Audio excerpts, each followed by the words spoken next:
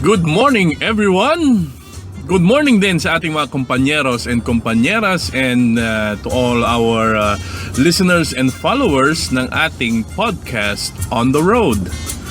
Today is the 12th day of December 2017 and within this week we are celebrating the National Architecture Week sa atin sa Pilipinas especially. At itong week nga na ito ay dedicated for all of those architecture students that who are taking up the course, okay? And yung mga alumni natin na mga architecture graduates and especially those professionals who have already obtain their licenses to practice architecture in the Philippines. So ito yung ating week every year wherein we're having a lot of activities and it is really important for everyone. It's a very special week in a year para sa mga architecture students, faculties, professors at mga practicing architects, graduates ng architecture, and everybody has gone through these 5 weeks in 5 years, yan, kasi 1 week per year yan before na matapos yung architecture at dun sa mga medyo nag-extend ng konti, so another architecture week for them and something like that. Pero hindi naman ganun ka dami yung nag-i-extend ng talagang bonggang-bonggat. Sabi nga nila merong mga summa at merong mga magna.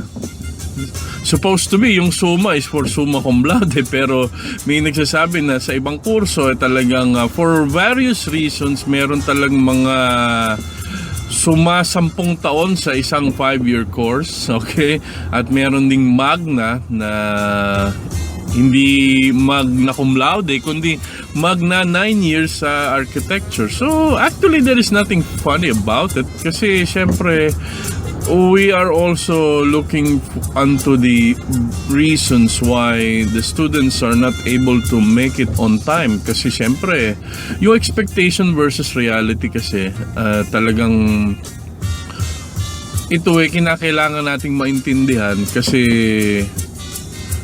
mahirap lang na bastang mag-expect na in 5 years time you will be able to finish the course and you will start finding a job and you will be proceeding with the next battle in real life to practice your profession or something else. Parang ganyan.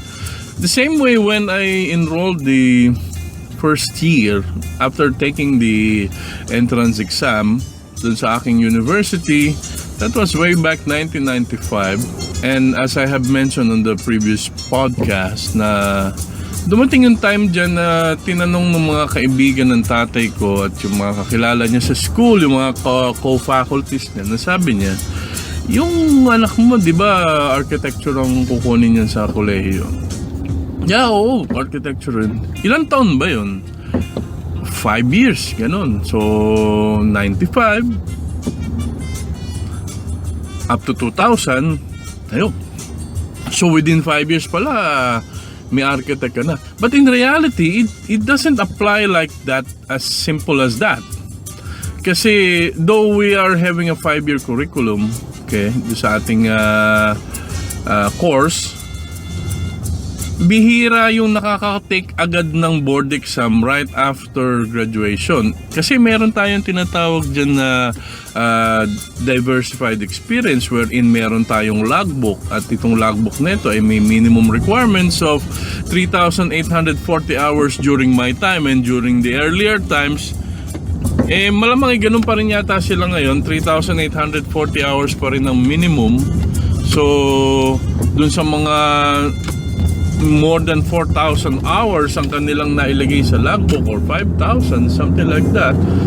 That means they have spent at least 2 to 3 years more after graduation or after they have started the OJTs, the diversified experience, bago pa sila makakuha ng board exam because it has to be certified and it has to be signed and sealed by a licensed professional. So hindi pa rin po pwedeng sabihin doon na meron ka lang i-claim na experience mo, lalagay mo sa logbook mo, pero hindi naman ito pipirmahan ng kahit na sino. So it will be invalid.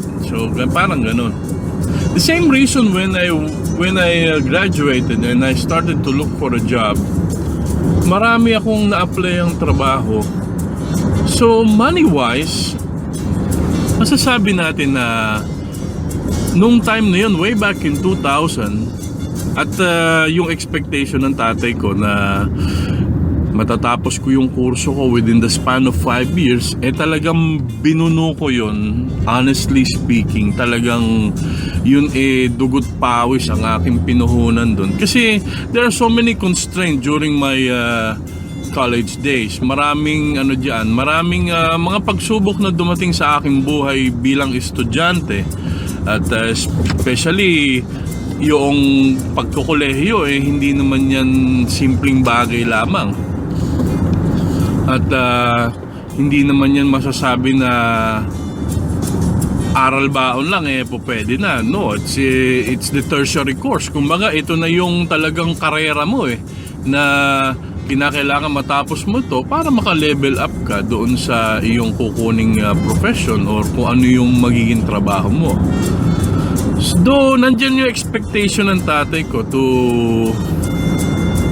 complete the course in the span of 5 years, especially no nandun pa rin kami sa stage wherein nag-uumpisa ako sa architecture. At as time goes on, talagang nararamdaman ko yung difficulty at yung complexity nung kurso mismo. At talagang sa akin, nang sinabi ko lang sa sarili ko, inumpisahan ko to, tatapusin ko to. So I'm not even sure on myself that I will be able to make it within 5 years, kasi maraming aspect wherein sa architecture kasi hindi lang basta ito academic subject ang pinag-uusapan natin. Meron tayo ditong mga design subject wherein mula pa lang sa first year, first semester, meron na tayong design 1. And design subject is one of the major subjects, okay, mga design subjects. Yan tatakbo yan hanggang design 10, which is the final deliberation of your thesis project. At yung mga preparations niyan will be design na, thesis pa rin yan, yung the defense of the title and so forth. So maraming pinagdadaan ng mga subject itong architecture natin. And sabi ko nga dun sa mga estudyante ng architecture na na-meet ko a few years back at yung mga nami-meet ko on social media lately, sabi ko, yung kursong kinuha nyo is the same as the course that I have taken, at ito one of the finest course, pero isa din to sa mga mahihirap na tapusing kurso kasi it's a combination of arts and engineering. At yung kung nagsasabi na iba na, sir, yung bang architecture may math? Oo, may math ito. At hindi naman ibig sabihin may math dapat ng katakutan. No? It was not, maybe. Siguro sa side ko, I can compare that the reason why I pursued architecture as my course in college is I want to have something that is in between civil engineering and fine arts. Kasi yun yung mga choices ko I love to draw. So I want to enhance my talent and skill in drawing and design or something else like that.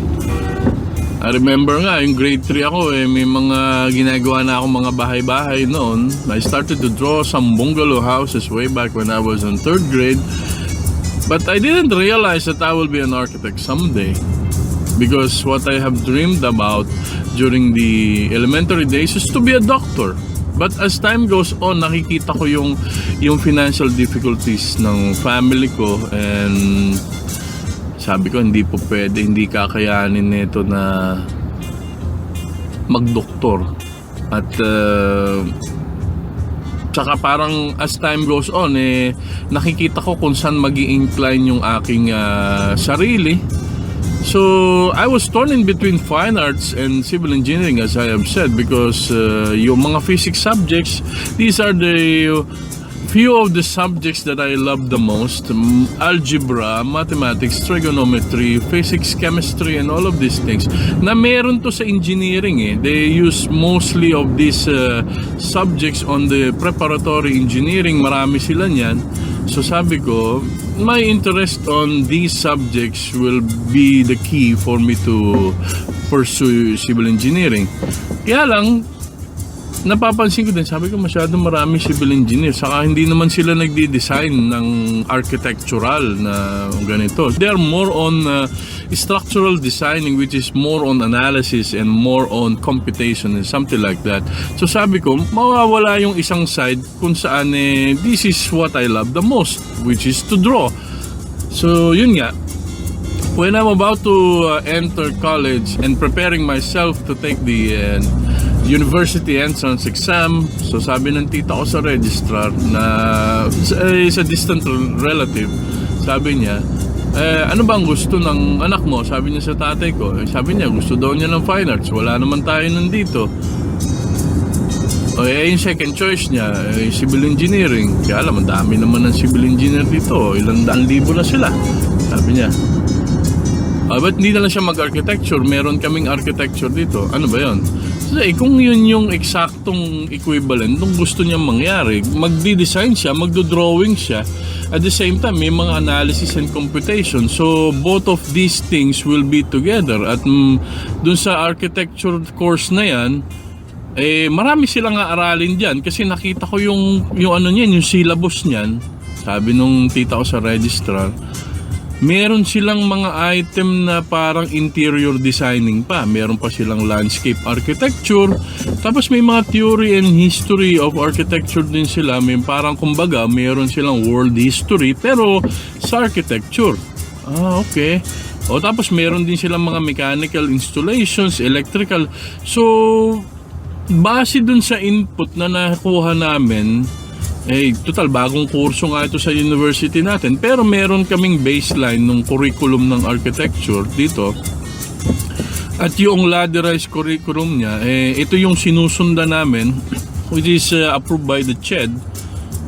Nakikita namin na medyo talagang mabigatan din tong kurso na ito. At titingnan natin kung yung mga mag-i-enroll na ito talagang meron tayong magiging successful graduates after 5 years. Kung ano, kasi nababalitaan din namin na talagang maraming nag-i-extend ng kanilang taon sa architecture for various reasons, and hopefully yung anak mo matapos din niya to within 5 years. So parang ganun. So I was standing on the registrar's office that time during the discussion, at hindi naman ako na-threatened actually. And naiisip ko lang na sabi ng tita, mahirap daw. Pero kung ito yung kung ito yung passion ko, ito yung gusto ko, we'll see. Ganon. Siyempre, kahit naman din ako, nakikita ko din naman yung financial status ng pamilya at may magkukolehiyo na. Though, hindi, nung unang araw is when my father was working abroad, meron siyang binabayarang like educational plan premium para sa akin at dun sa kapatid ko, which is already a civil engineer now.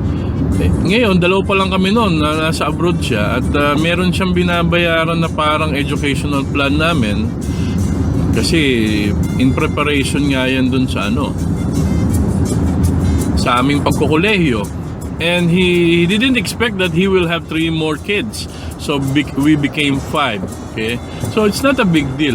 Kaya lang ang big deal dyan, nangyari dyan, yung mga ibinayad niya doon sa agent na yon, as far as I remember, wala, naibulsa nung nag-ahente ng educational plan.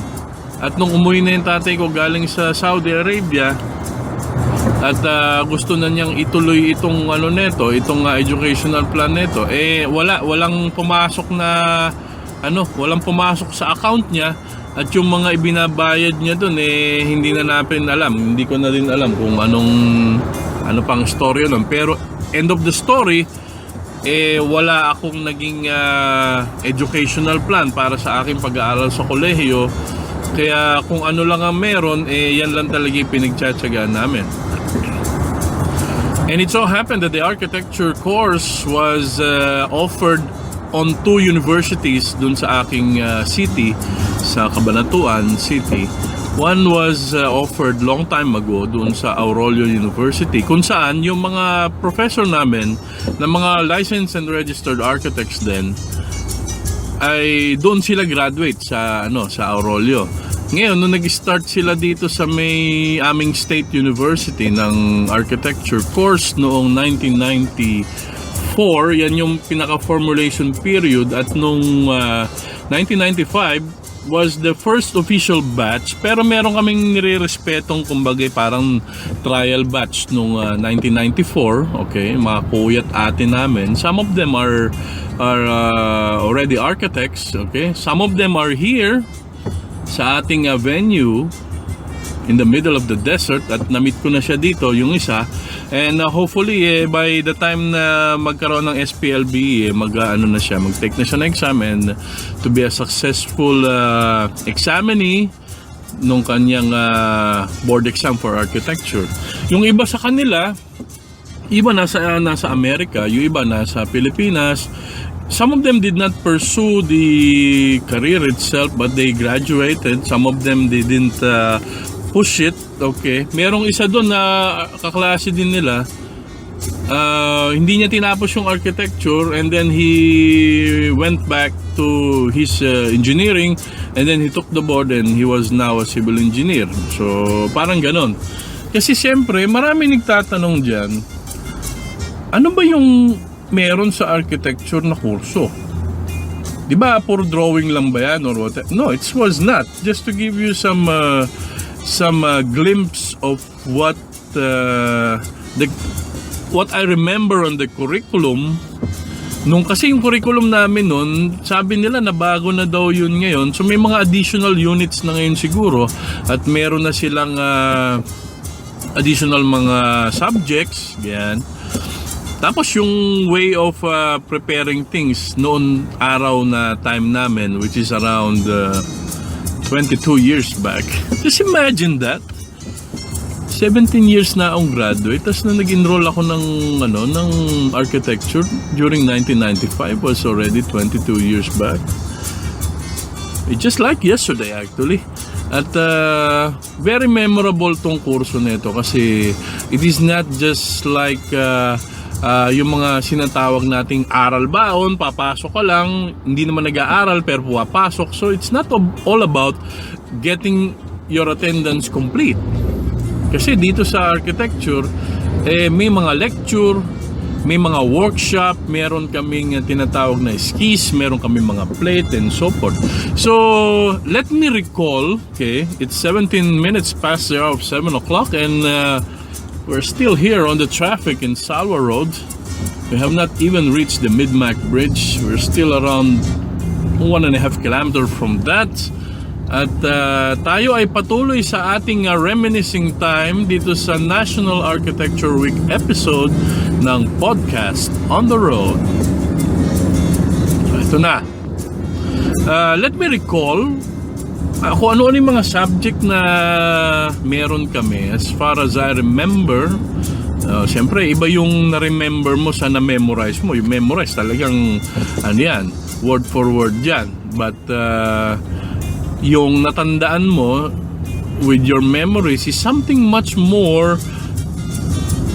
better, because memories are, these items are on the long-term memories, at yung mine-memorize mo, yung mga binabasa mo, mine-memorize mo, this is some sort of items na stored dyan sa short-term memory. So let's go back and go deeply on the long-term memory, and we'll see what we have. Okay. So first year, natandaan ko nun parang tama, 75 kami doon sa batch namin na enrollees.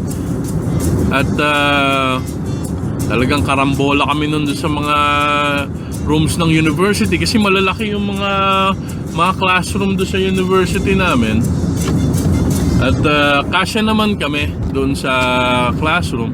Pero pagdating doon sa mga drafting subjects, yung mga drawing subjects namin, which is from 5 to 9, ayan, nahahati na kami sa 2 kwarto at may mga nagdo-drawing din sa corridor, ganyan.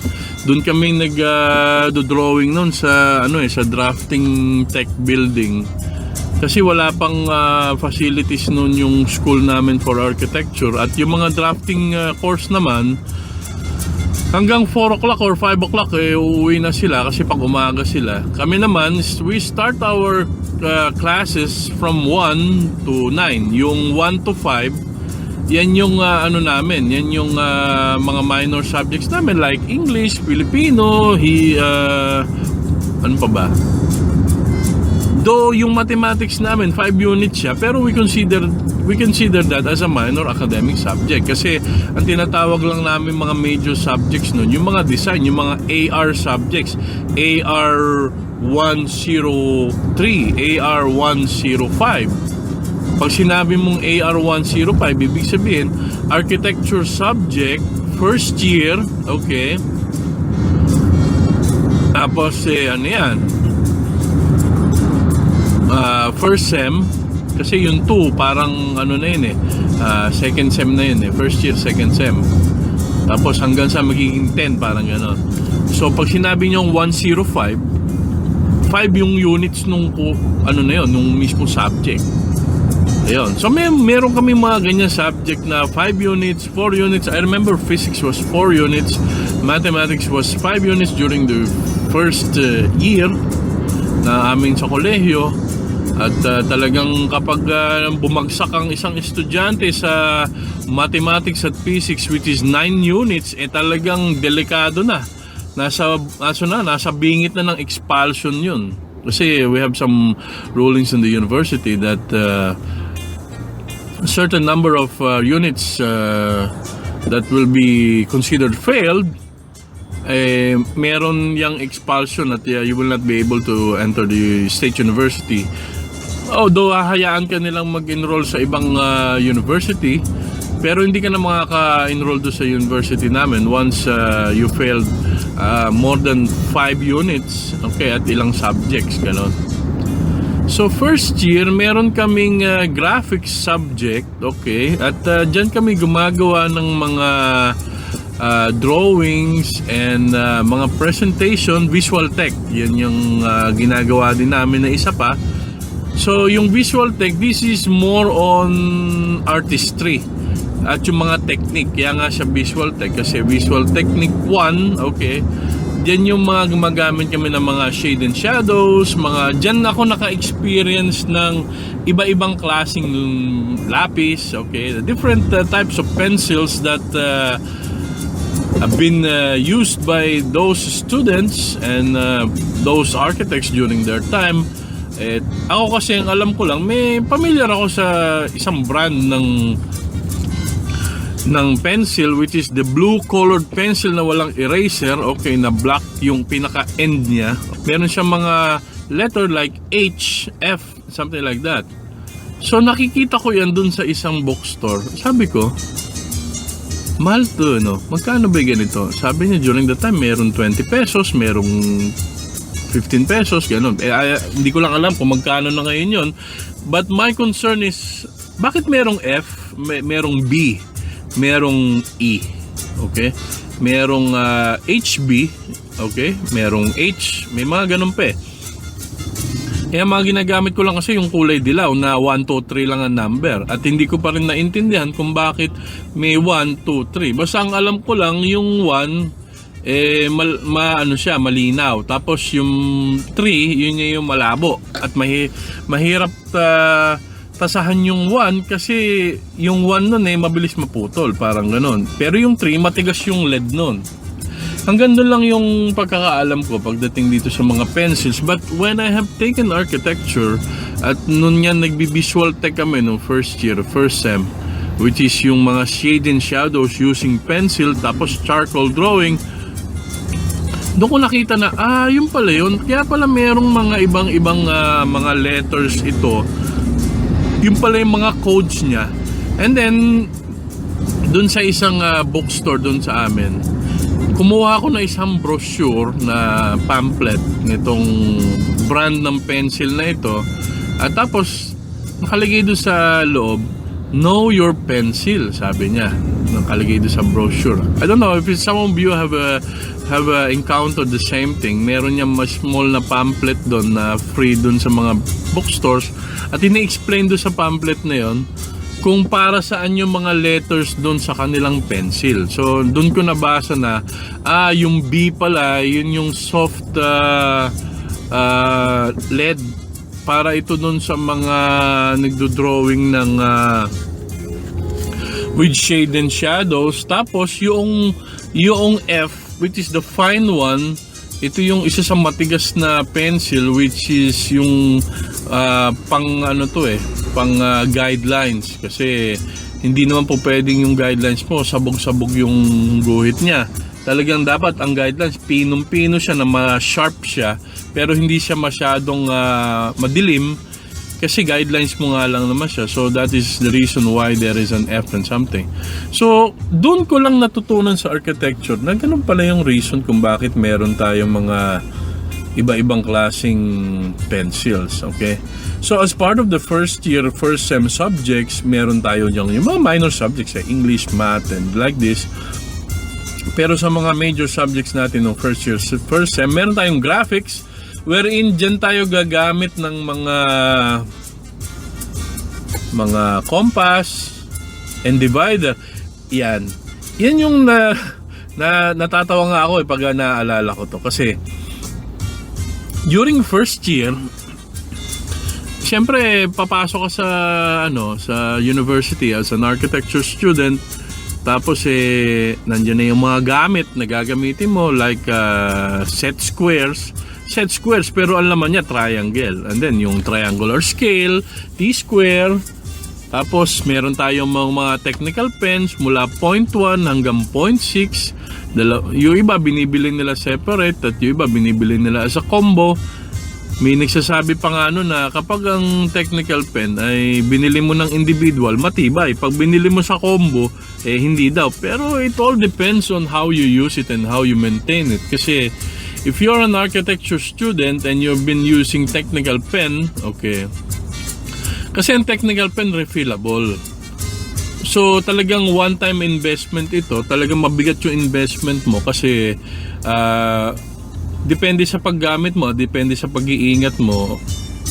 Yung mga tech pen nito talagang tumatagal sila ng ilang taon. Minsan nagtatrabaho na iba, mayroon pa, buhay pa yung mga tech pen nila. Pero it depends on how you maintain it and how you use it. Pero wala pa ako nabalitaan na merong isang set ng tech pen mula 8 to set ng kurso, yung buhay pa lahat. Usually yung mga tech pen na mabilis masira, ito is 0.1 to 3. Ayan. Yung 4 hindi na masyadong hindi na masyadong sensitive yan.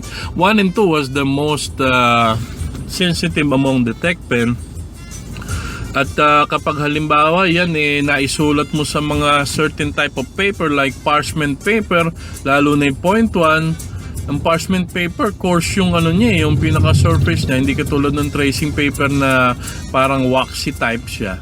So itong parchment paper na ito, ang daming nasirang 0.1 nung nauso ang parchment paper. Kasi actually, parchment paper is somehow cheaper than the normal tracing paper. At itong mga tracing paper na ito, may iba-ibang klase pa yan, may mga iba-ibang weight pa yan. So depende sa iyong budget kung magkano yung iyong magkano yung iyong mabibiling tracing paper. Pero sa akin I want to make sure that the quality of my tracing paper is within the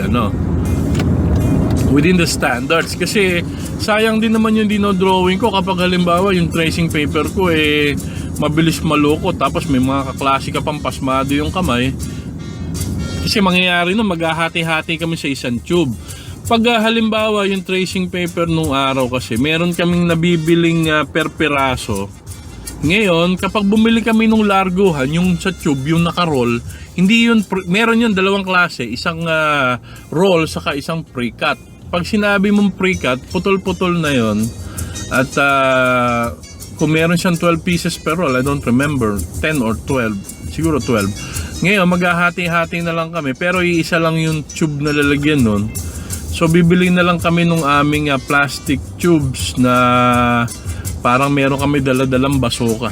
So, that's one of the difference kapag pumasok ka sa isang university. At sabi nga dun sa isang photo na nakita ko sa internet, sabi niya, regular student versus architecture student. Yung regular student, wala siyang dala. Sarili lang niya. At itong nasa harap natin nagdudot-dot. Huwag mo naman sabayan ng dot-dot ang traffic. So ngayon, yung makikita natin dun sa may internet na yan, yung image nga na sinasabi ko, yung nando sa kaliwa is an ordinary student na talagang sarili lang niya yung dala niya. Tapos yung nando sa kanan is an architecture student na ang dami-dami niyang dala. May T-square siya, meron siyang tracing tube. Ayun, yung pala yung tawag namin doon, tracing tube. So meron kami para siyang basuka na nakasampay dyan sa katawan mo. At tapos meron ka pang sling bag. Tapos may mga dala-dala kang triangle, ganito.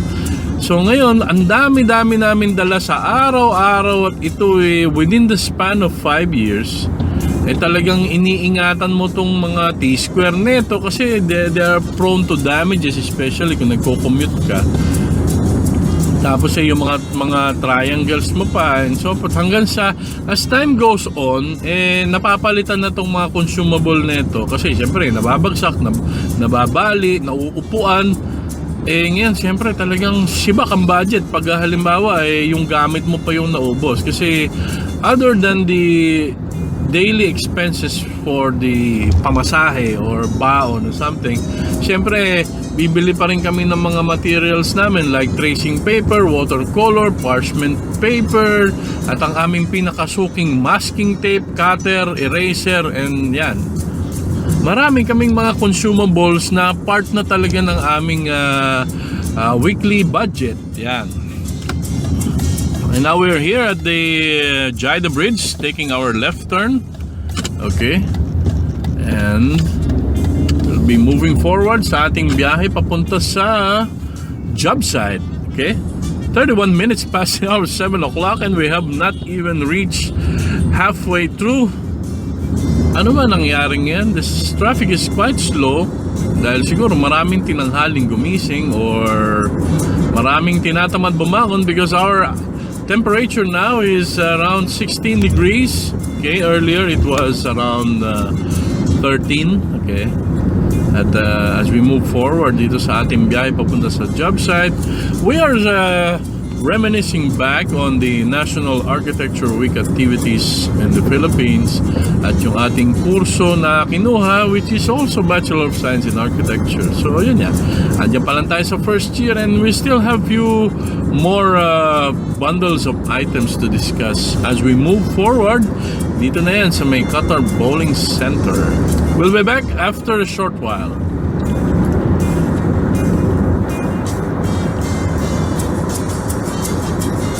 And now we're back. At katulad nga ng sinabi ko kanina, during the first year, we're 75 in the class. At talagang marami ang nagsasabing nahirapan sila nung first year. Kasi nga, the schedule itself was quite tight. At yung sabi nga, yung mga architects daw, yung nocturnal. So ngayon, ang aming schedule is 1 o'clock in the afternoon hanggang 9 o'clock at night. At yung 5 to 9, yan ang aming design subject. So meron kaming architectural design subject wherein we do the plans and building types and something like that. Tapos meron pa kaming mga visual tech, meron pa kaming mga graphics para matuto kami kung paano magletra. Kasi architectural lettering is different than any other type of penmanship. Magkaiba yon. At meron pa talaga kaming subject na inaaral kung paano magsulat ang arkitekto. The same way, I think, with the doctors on how they should write on their prescription and something like that. Kami naman, meron din kaming ganyan. At meron din kaming mga graphics katulad nung sa may mga set of drawing instruments namin. Ngayon, meron ako dyang compass. At yung compass ko ng elementary, some sort of plastic, something like that. Pero nitong college na ako, bakal yung aking compass. At meron niyang mga adapter para kapag nagagawa ka ng mga circles and curves, pwede mo siyang i-pencil o kaya pwede mo siyang i-tech pen. Kasi yung mga submittal natin nun, naka-tech pen yon sa graphics subject. So yun nga, meron niyang isang kapartner na compass din siya na pero pareha siyang matulis yung kanyang yung kanyang legs. Sabi ko, para saan kaya to? Hanggang sa hindi ko lang siya ginagamit at ang ginagawa ko doon, nilalagyan ko ng masking tape tapos lalagyan ko ng tech pen. Kasi minsan hassle yung magpapalit ka ng tech pen doon sa adapter nung iyong compass, especially when you're doing two items together, like siguro yung outer circle is 0.6 tapos yung inner arch ay 0.1 or 0.2. So ginagawa ko yung divider, nilalagyan ko masking tape tapos yun ginagawa ko ring compass para dalawa yung compass ko. And sooner or later I realized what's that for. Yung pala kapag halimbawa, kaya divider ang tawag doon. So it is one of the tools wherein you can actually it should not be divider, it should be multiplier kasi yung purpose niya at yung function niya, as I have experienced the same thing. Halimbawa, meron isang maliit na drawing and I have to rescale it up without using the normal scale with the dimensions and with the numbers. Yung divider nito, yun yung gagamitin ko from point A to point B, kaya pala dalawa yung point niya. And then kapag dito na sa malaking drawing, from point A I will twist it going to point B and I will twist it once more going to point C para maging doble yung sukat ng nakuha ko dun sa baba sa aking reference. So that's the purpose of this divider. At syempre, we cannot blame those beginners that they don't know. So as time goes on, they will come to know what are the purpose and functions of these instruments. So 36 minutes past around 7 o'clock and we're here at the fire station signal. What's going on here? Well, it's very calm, but traffic is obviously here. Dito naman kasi hindi naman required talaga magbusinahan kayo sa traffic. Pwera na lang kung halimbawa nakalayo na yung iba at yung nasa harap mo nakahinto. So i-remind mo lang siya through the horn na move on. Pag halimbawa nagbigay siya ng emergency signal, so yung nag-hazard siya, alam na na may problema siya sa sasakyan. Pero kung halimbawa di naman siya nag-hazard at umusad siya, medyo siguro preoccupied nung kanyang isipan or nagdudut-dut siya. Usually nung nauso yung 100 point, talagang maraming ganyan na nagdudut-dut habang traffic. I don't know what's the rush. Iba siguro naiinip sila dahil nandito sila sa traffic at hindi pa naman umuusad. So they want to make use of their time, which is also a bad habit kasi syempre kapag na-engage ka dun sa binabasa mo dun sa iyong mobile phone at yung mga nasa likod mo yung naghihintay para umusad ka, bubusinahan ka talaga niya. So back to our topic, in celebration to our National Architecture Week. Yan.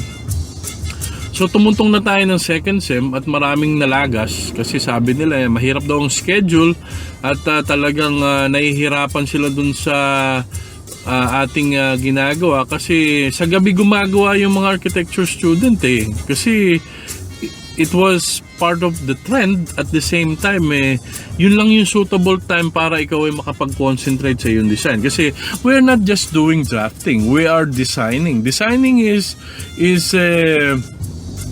composite action wherein talagang nandyan yung study, nandyan yung calculations, nandyan yung consideration. So you cannot simply make a design like you just stereotype it from somewhere else.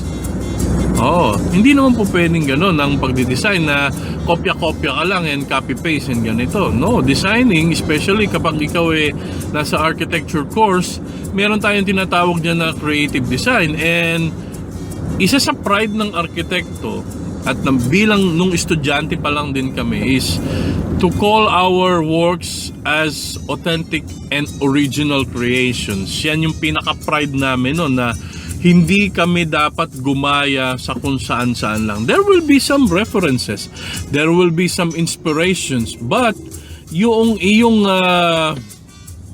paggawa ng design, okay, it should not be totally based on something that you can simply copy and name it as yours. No, hindi ganyan sa architecture.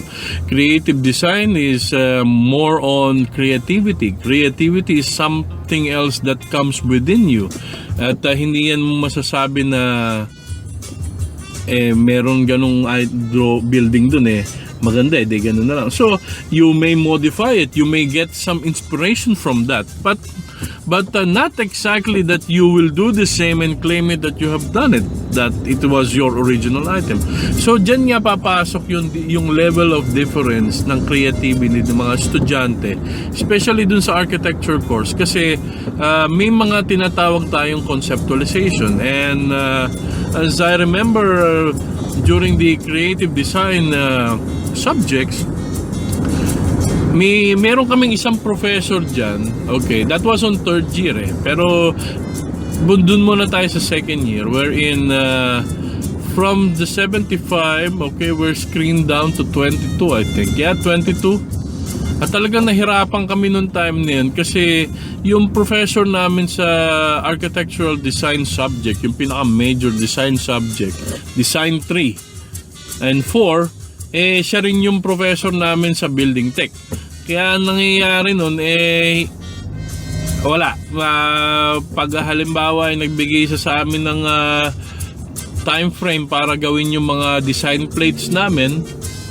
Ano yung mga design plates namin? Kasi first year, I remember we were doing some bungalows and two-story house, I think. Yeah, and apartment, parang ganyan mga apartment, yun yung mga sample na ginagawa namin ng bahay talaga, because from the house itself you will be able to plan out the interrelationship in between spaces. Hindi naman yan katulad ng mga nakikita natin ngayon na okay, nagti-3D sila, nagpe-perspective, pero ganito na itsura lang. No, architecture is not just about aesthetics. It is concerned on both aesthetic and function, kasi kahit kami, beforehand na we come up with the character of the building, meron kaming tinatawag na conceptualization. At dito sa conceptualization nito, dito papasok yung mga consideration mo bilang the architect of the project.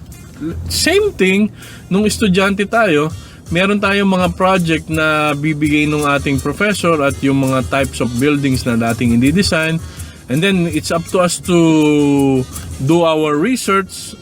Wala akong natandaan noon nung design na subjects namin na from second year up onwards na tinuruan kami nung aming professor about the standards. What she was teaching us was about the codes, okay, and the reference books at kung paano mag-research. Yun yung tinuro niya sa amin.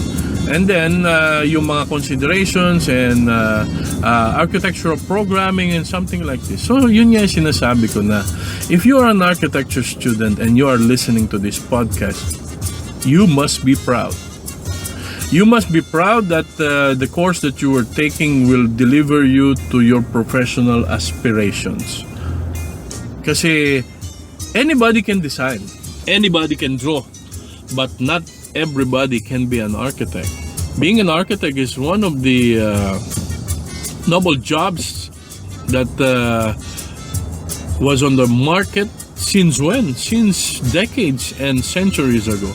At meron pa ring mga arkitekto at meron pa ring mga kumukuha ng architecture, because as we live our lives, we will be needing these architects to introduce their new inventions. Yan.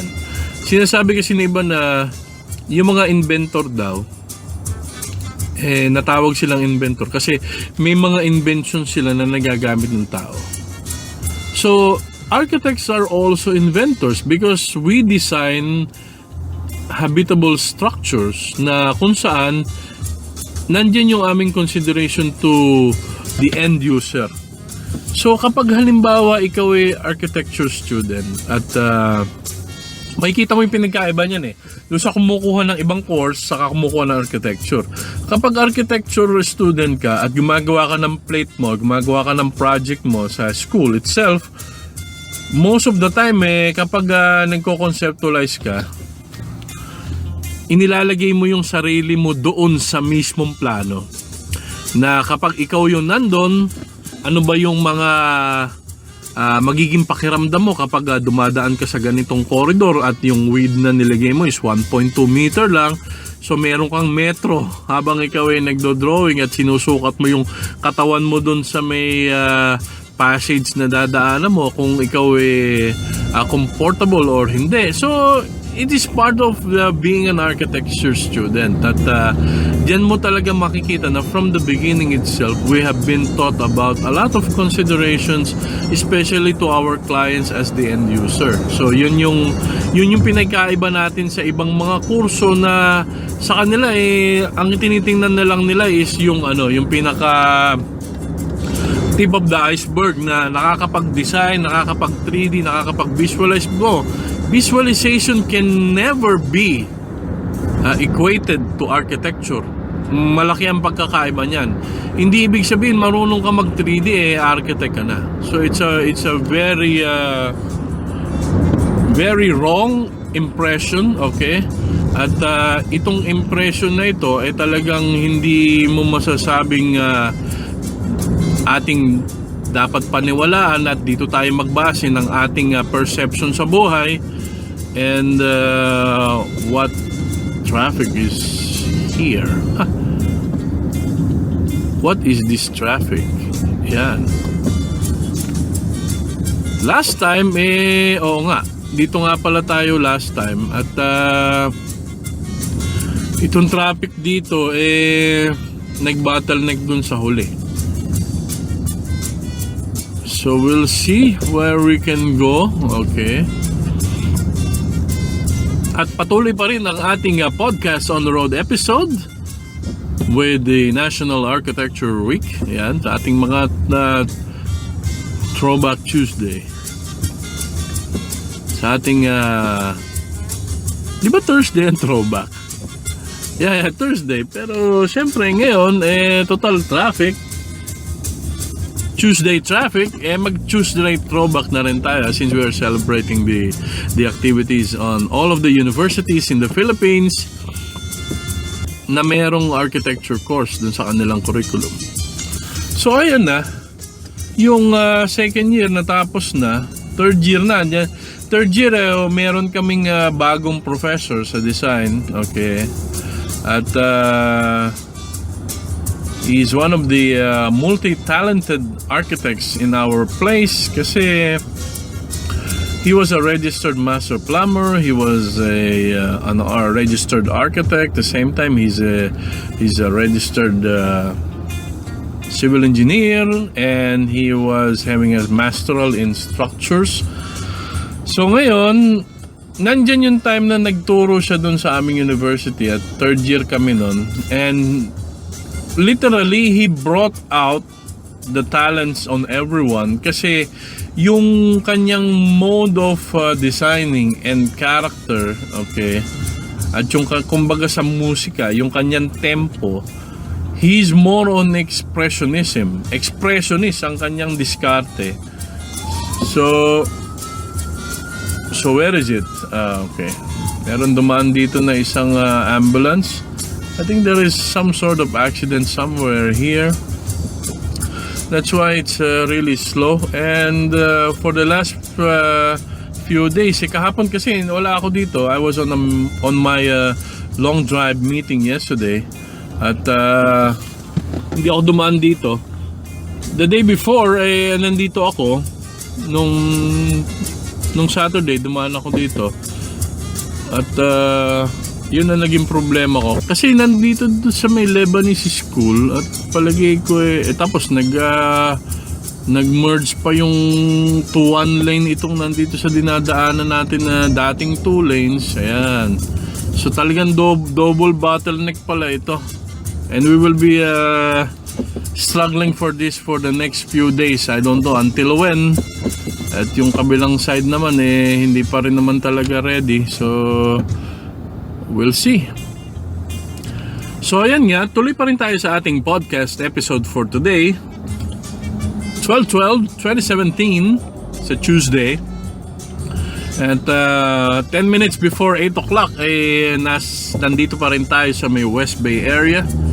I think we'll be consuming half an hour more to get out of this mess here. Okay? Pero tuloy pa rin ang ating podcast. And nung third year nga, nandyan na yung nagbigay ng mas mabigat na trigger para yung creativity ng mga kaklase ko or nung aking batch to get out of the box. Kasi yung professor nga namin, he's an expressionist at yung mga pinapakita niya sa aming mga inspirational designs, okay, niya at ng mga ibang tao pang ibang arkitekto, what I mean, mga inspiration ng mga gawa niya at ng mga ibang arkitekto through magazines and so forth. So sabi ko, yung pala yun, hindi pala bahay lahat ng ginagawa dito sa architecture. So hindi katulad nung unang pagpasok ko dito, kala ko bahay lang. And then as time goes on, meron kaming time saver standards for building types. At itong libro na ito, marami itong contents wherein iba-ibang mga buildings yung mga nandun at nandun yung mga description ng mga building, ano-ano yung mga kinukonsider, ano-ano yung mga kinukompute, at hindi dun pinapakita mismo kung ano yung character. The character will be decided by the architect who designs it, okay? At itong mga building types na ito is more on functional planning. So yun yung pinapresent doon sa doon sa mismong building types, okay? Doon sa time saver standards for building types, yung pangalan ng book na yan. At within the span of 5 years, I didn't know about this, that it was closed. Oh man, if I knew about it, I should have taken the... Ayan, bumalik na naman tayo dun sa ating dating routine, okay? At after how many months? I think for the last 6 months I was not taking this road, and now I have taken it once more. Ayan. At temporarily, ayan. Wala talaga akong permanent route dito, and now it has been changed. At tingnan natin kung saan iikot itong ating bagong diversion road. So yun nga, third year dyan, talagang ultimo yung mga simpleng mga bagay sa paligid mo, nakikita mo na pwedeng gawing concept doon sa iyong architectural design subject. Yeah. So few of my works has been featured dun sa aming bulletin board nung third year kami, dun sa pagiging expressionist. Kaya sabi ko nga this is one of the reasons why I love architecture, because it gives me the freedom to think, and it frees my mind to think about concepts from simple things to something amazing. Yun yung natin yun yung pinaka metaphor natin dyan, that we are designing something from an empty paper, or something from a single scratch of the pen. Something amazing will come out. Yan. Ganyan yung ginagawa natin sa architecture. So we are not basically doing stereotyping and copying and something like this. No. It is something that you design from your own thoughts, okay? Yung talagang hands-on yan, binigay mo yung sarili mong isip dyan, at you put yourself as the end user of the structure that you've been designing, at yung mga consideration mo is to make people comfortable at yung kanilang paggalaw doon sa iyong building ay magbibigay sa kanila ng kaginhawaan and ganito. So there's so many things to think about. Sadly, may mga nababalitaan tayo ngayon na some of the architecture students are giving up, pero for various reasons like finances and something. Oo, nandyan ako, magastos talaga yung kurso na yan. But believe it or not, I'll tell you something with the full honesty. Siguro nung time na yan, hindi pa masyadong magastos. In a way na yung pamasahe nun mura lang, 3 pesos. Compared dun sa pamasaheng yun, ganito na. Pero I finished my course, okay, na talagang gumawa ako ng paraan para masuportahan ko yung sarili ko. At karagdagan yun doon sa suporta ng aking mga magulang at ng aking mga kamag-anak na naniniwala na ako ay mayroong potensyal na maging arkitekto. Okay. At itong ang sinasabi natin na struggle doon sa pagiging estudyante ng architecture, talagang nandyan yung hirap at yung pagod, puyat at yung kinakailangan mo ng budget, ganyan. Pero ako, sinikap ko talaga na matapos ito kahit talagang marami akong constraint, like pumapasok ako, pamasahe lang talaga, kakain na ako sa amin, tapos hindi na ako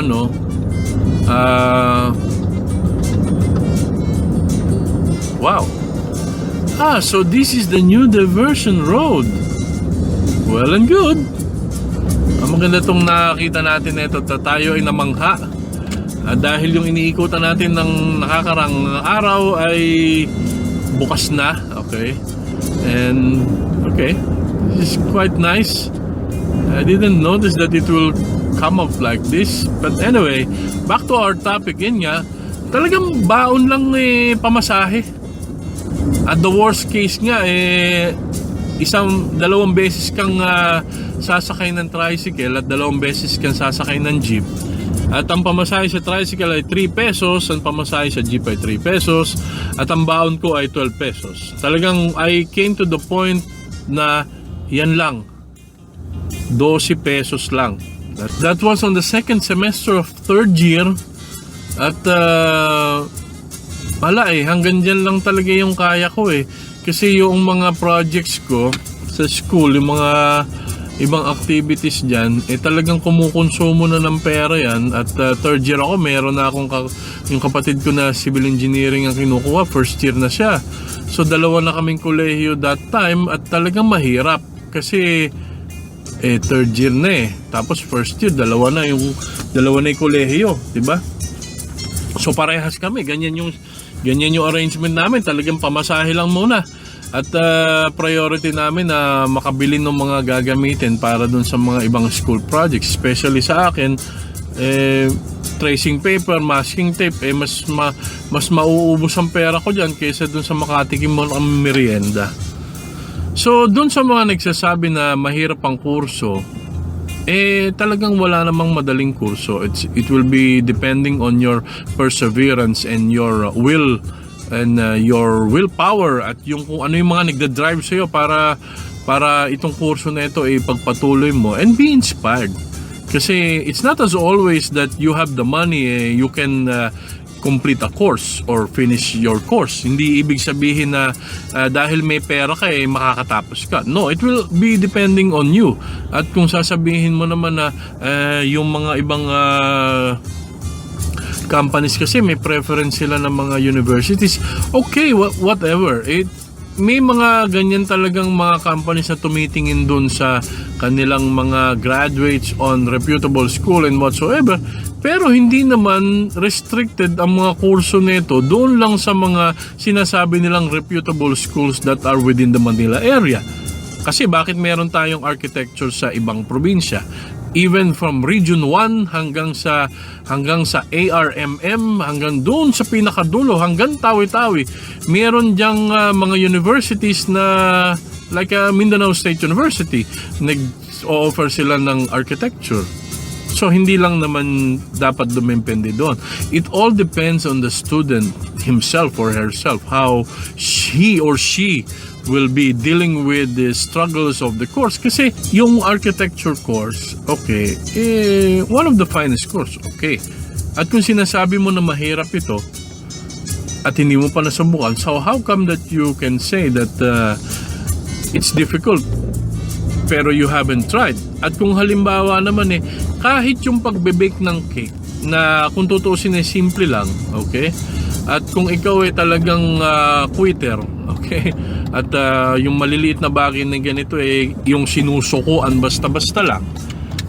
Kahit yung pagbe-bake ng cake na kursong short course or vocational course, hindi talaga matatapos ng taong mga mabilis sumuko. So that's one thing that you have to be proud of if you're an architecture student or you have already graduated from the course, okay, and you have completed it, okay, or you have become already a practicing architect. You have to be proud kasi yan yung meron tayo yan yung trait na meron tayo, na yung tiyaga talaga at yung talagang endurance nandyan, yung mismong sakripisyo nandyan. So be inspired. Sabi ko nga dun sa isang talk wherein I was invited to be a guest speaker, kasi sabi ko sa kanila nun, inumpisahan nyo to, tapusin nyo. There will be a lot of courses after this, pero sa bawat kurso na iyong kukunin at iyong uumpisahan, ang pinaka-importante dyan yung finish line. Kasi you can start a lot of things, but it will never be 100% unless you finish it. Yun ganyan tayo lahat ng bagay mauumpisahan natin, pero hindi mo masasabing natapos mo ito kapag hindi ka naka 100%. So it's the same thing with the architecture, na sa dami-dami ng ating pinaghirapan dito, kumbaga kung undecided ka, wag mo nang patagalin na up to 4th year and then you will quit and you will tell that you cannot make it. You're more than halfway through. Kasi ang pinagkaiba ng architecture sa ibang kurso, especially in engineering, wala tayong preparatory. Yung engineering na yan, lahat sila engineering first year to second year, pare-pareha sila ng mga subjects, okay? May mga iba-ibang block dyan, okay? And we're running at 100 kph speed in a matter of few seconds, okay? Okay. And then, we will be continuing up with our topic dito sa may, yes, okay, dito sa may tunnel papunta dito sa may Katara area. So yun nga, sabi ko nga dun merong preparatory sa engineering, so meron silang time to decide in between first year and second year kung ano yung i-major nila pagdating nila sa third year. Kasi they might go to civil engineering, they might go to electrical, they might go to mechanical. Hindi katulad natin sa architecture na talagang ladderized ito in a way na supposed to be, in a way na kapag nakatapos ka ng third year, you should be a certified building inspector kasi natapos mo dyan yung building technology. And then so forth, yung 4th year and 5th year, ganon. Supposed to be ganon Pero unless nga, kaya lang naging trend, unless na matapos mo yung hanggang thesis mo, you won't be considered as a graduate, which is supposed to be not to be like that. Pero to strengthen the architecture profession, talagang ini-encourage natin sila na tapusin yung kurso at maging lisensyadong arkitekto para i-practice ito. So now to all of those who are in the middle of their course in architecture, at yung mga pag-graduate na nakikinig nito, at yun sa mga nagbabalak pa lang na kumuha ng architecture, hopefully nagkaroon kayo ng inspiration dito sa ating kursong pinag-uusapan. Kasi for me itself, okay, nandyan yung time na nahirapan ako, pero I took it as a challenge na itong kinukuha kong kurso na ito, alam ko na from the beginning na ito ay mahirap, pero I pursued it because I want to be an architect. Ito talaga yung gusto ko by hook or by crook, whatever it takes. Hindi ko titingnan dyan kung gaano ko katagal kukunin tong kurso ko neto, pero ito tatapusin ko. I will finish my game.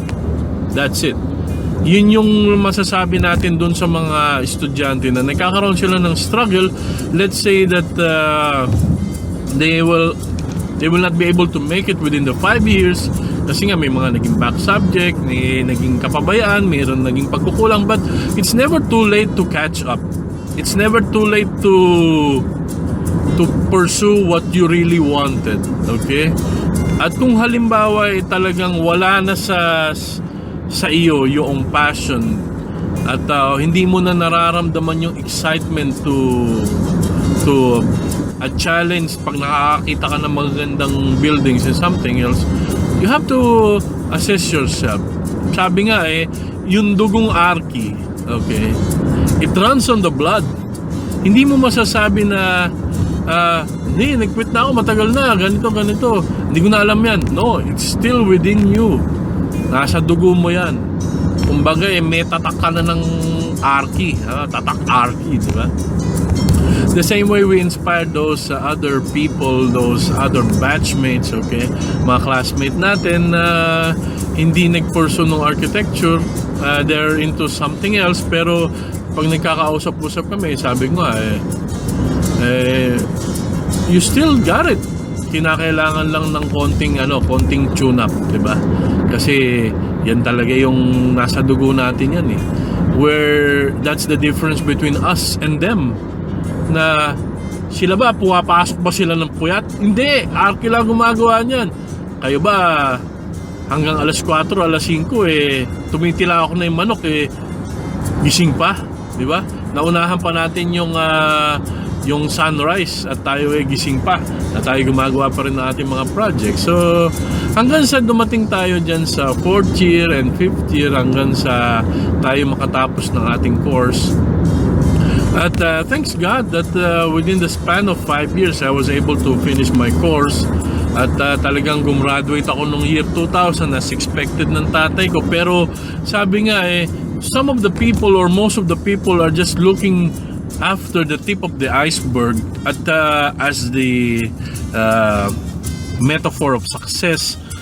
Pero syempre yung pinaghirapan mo bago makarating dyan sa pinakatuktok na yan, syempre hindi lahat ng tao ay maiintindihan yan unless they have been with you all the way through, o talagang dumaan din sila sa ganong pagsubok at ganong kurso and whatsoever. So yun yan sinasabi natin na it is not only that we are designing houses. Architects are not built for that. Architects are built to design all of the habitable projects that you see around. At lahat yan may mga architect yan. Hindi lang bahay ang ginagawa namin. At hindi kami tumapos ng 5 taong kurso at nag-drawing kami ng bahay sa loob ng 5 taon. No, we didn't. It was not our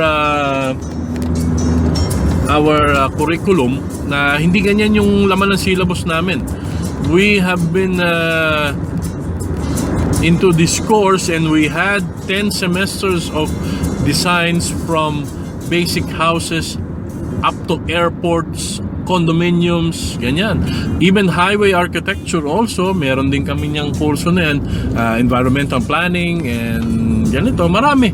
So, coordination with the different trades, building technology, at ang pag-aaral ng architecture, hindi lang natatapos university, kasi after you completed the course itself, at nandiyan ka na sa iyong trabaho, so yung continued education is patuloy pa rin talaga yan, kasi in order to cope up with the market requirements, kinakailangan mo talagang sumabay bilang arkitekto kasi syempre hindi lang naman bahay ang i-handle mo at hindi lang bahay ang kaya mong i-handle sa pamamagitan ng iyong mga superpowers na na-obtain mo nung nakagraduate ka ng kursong ito.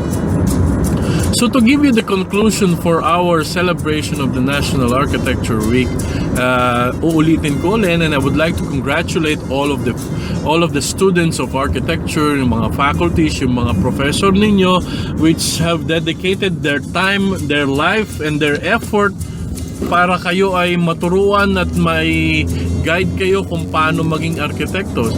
Ganyan kalawak at ganyan ka broad ang ating kurso, and then even on the professional practice, may mga iba-iba pa ring mga sectors kung saan diyan nagpa-practice ang mga arkitekto, meron sa academe.